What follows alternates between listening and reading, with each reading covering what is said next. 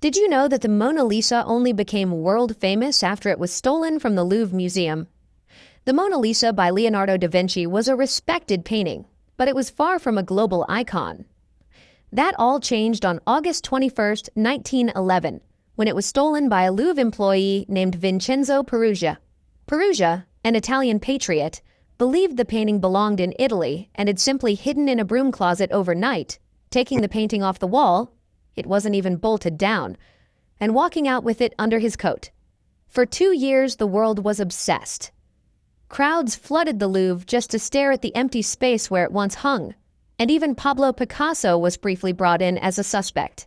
When Peruggia was finally caught trying to sell it in Florence, his theft had ironically transformed the painting from a fine art piece into the most famous work of art on Earth. The No News Day. On Good Friday, April 18, 1930, listeners tuning into the BBC's 8:45 p.m. news bulletin were met with a startlingly brief announcement. The radio announcer calmly stated, "Good evening. Today is Good Friday. There is no news." Following this refreshingly honest assessment of the day's events, or lack thereof, the BBC didn't scramble to find filler stories or host a panel. Instead, for the remainder of the 15-minute news slot, the station simply broadcasted piano music from a Wagner opera. It's a moment often cited as a marker of a far slower, pre-24-hour news cycle, where nothing happening was, in itself, a reportable fact. The Mustache Strike.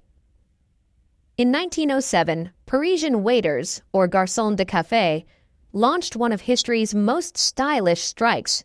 At the time, facial hair was the height of fashion, yet restaurant owners forced their staff to be clean-shaven, viewing mustaches as unhygienic or improper. The waiters argued this was an infringement on their personal dignity, and that they were being treated like valets. For 16 days, they refused to serve, demanding the right to cultivate their bacchantes, a French term for mustaches. The public was largely amused, and the mustache strike eventually succeeded. This victory not only allowed them to wear mustaches, but also cemented the image of the mustachioed Parisian waiter as a cultural icon. The pilot's meal. While not an official law by governing bodies like the FAA, it is a strict and mandatory policy for almost every major airline in the world. This safety protocol dictates that the pilot and co-pilot must eat entirely different meals, often from different food sources, both before and during their flight. This isn't about preference, it's a critical fail-safe. If one of the meals happens to be contaminated with bacteria, like Listeria or Salmonella, and causes sudden, severe food poisoning, the other pilot remains healthy and fully capable of operating the aircraft. This simple rule prevents a single bad batch of airline chicken or fish from incapacitating the entire flight deck. The six-pack inventor. In the early 1920s, Coca-Cola was mostly sold at soda fountains or as individual bottles from a store's ice-filled cooler. The company desperately wanted to crack the take-home market. In 1923, they introduced a simple but revolutionary solution: a cardboard carton that encouraged people to buy 6 bottles at once. This carrier, which some called a home pack, made it convenient to transport the heavy glass bottles from the store to the newfangled home refrigerator. It was so effective that the concept was quickly adopted by the beer industry after Prohibition, becoming the global standard for selling beverages and forever linking the six-pack to a casual gathering or a weekend. The first OMG.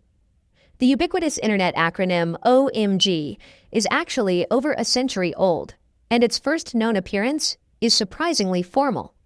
It was first used in a 1917 letter from a high-ranking British Royal Navy officer, Admiral John "Jackie" Fisher, to Winston Churchill, who was serving as Minister of Munitions at the time. The 76-year-old admiral was known for his fiery personality and desire to modernize the Navy.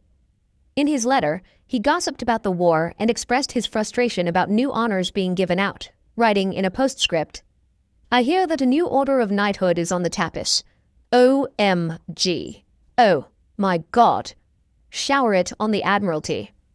The honey-filled golf ball. It sounds like a strange snack, but for decades, the liquid-filled core was standard in wound golf balls. This design featured a central core, often a small rubber sack, tightly wrapped in thousands of yards of rubber thread. This core needed a liquid with specific properties. It couldn't freeze at low temperatures, expand too much in the heat, or spoil. While some used castor oil or salt water, many popular brands, including Titleist in the 1970s and 80s, used honey or a corn syrup mixture. This sweet, viscous center helped transfer energy from the club to the ball. This design has since been replaced by modern, solid-core, multi-layer balls, so cutting one open today will only reveal plastic, not a sugary treat. The Nutella origin story. Nutella's story begins with wartime scarcity. During World War II, chocolate was severely rationed in Europe. In the Piedmont region of Italy, which was famous for its hazelnuts, pastry chef Pietro Ferrero had an idea. To stretch his meager chocolate supply, he created a sweet paste using ground hazelnuts, sugar, and just a little of the rare cocoa. His first version in 1946, called Giandujo, was a solid, foil-wrapped loaf designed to be sliced and put on bread, like cheese.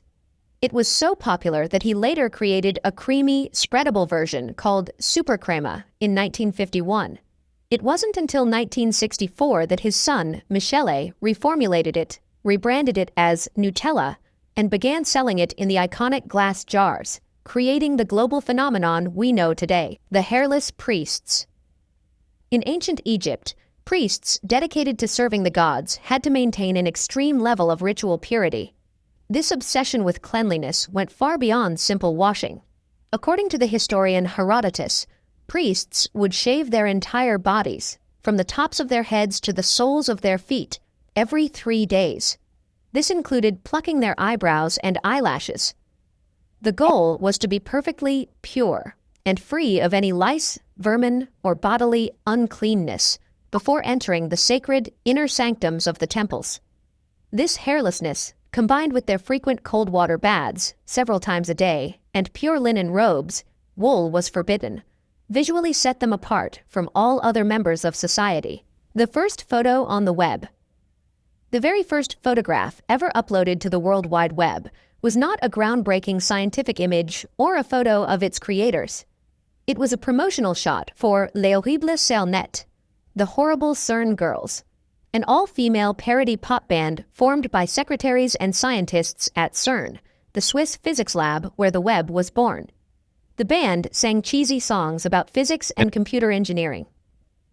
In 1992, Tim Berners-Lee, the inventor of the web, needed a test photo to check his new software's ability to support .gif files. He asked a colleague, Silvano De Gennaro, who managed the band, for a picture. De Gennaro provided the band's edited album cover, forever cementing this quirky, homegrown comedy act as the digital first face of the web.